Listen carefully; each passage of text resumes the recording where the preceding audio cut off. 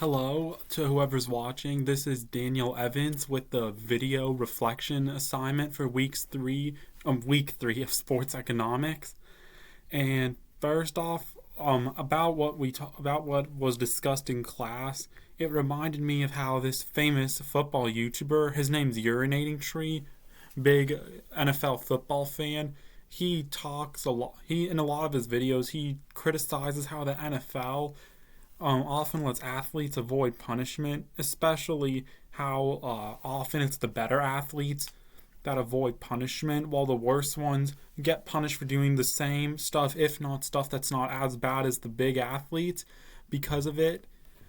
Like he mentions that this happens a lot on the Steelers, and that kind of like brings in incentives because the NFL is like, first player, would it be worth more to keep him or to actually let him get what he deserves or just give him a slap on the wrist? Except for a few occasions, a big player's not going to get kicked out unless they do something incredibly stupid like Antonio Brown did.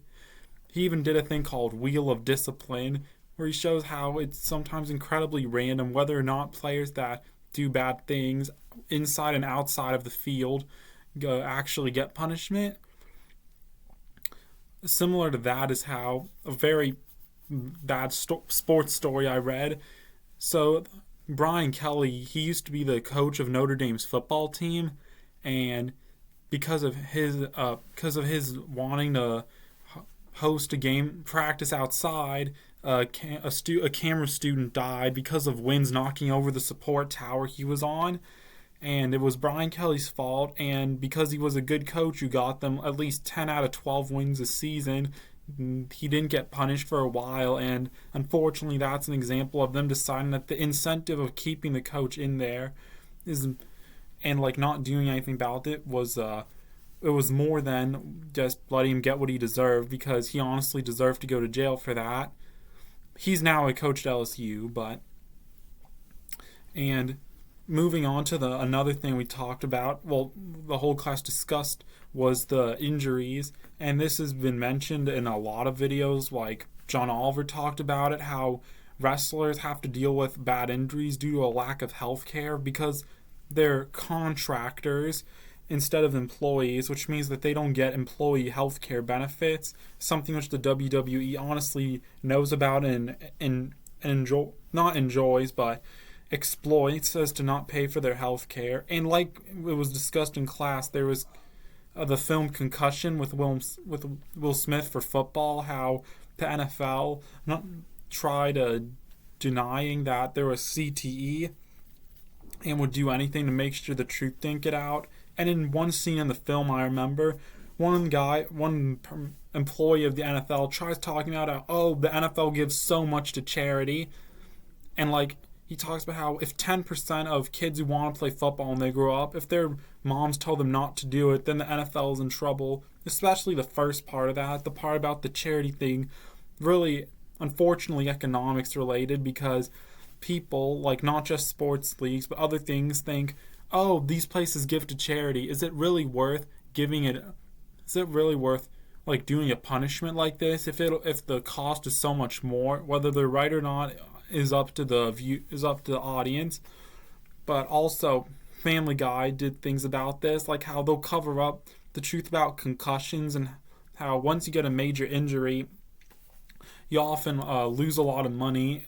So yeah, a lot of athletes have to juggle the economics, as shown in the Family Guy thing. It reflects how they have to juggle the economics of, is the potential to get a possibly life of crippling injury worth, mentally or physically, worth the large amount of money you could get, which you could lose if you then get a severe injury.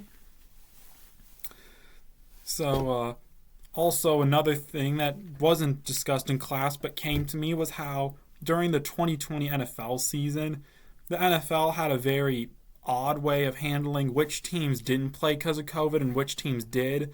Like, because the Titans got COVID, the Steelers had to give up their bye and such. And I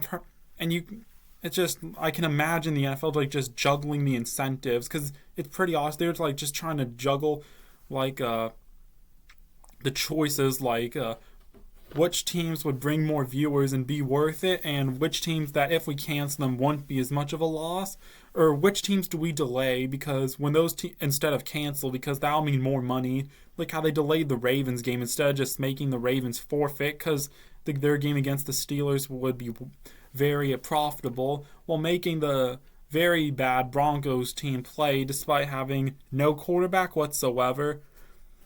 And as for my 2 discussion questions, the first one is, based on our discussion in class on gender segregation in sports, which we did, if I'm not mistaken, at the start of class, I was thinking, are there any sports that would be better than others at gender discrimination? And how would they be like this? And why would they be better for avoiding gender segregation than others? And would focusing more on advertising these certain sports be a good idea economically and or from a moral perspective if one wanted to look at it morally, even though that's not the main focus? Or would it not be a good idea? Why and why not? And since I was talking about serious injuries in sports earlier, my second question was, does awareness to issues of serious injuries in sports like CT and football actually bring around good change?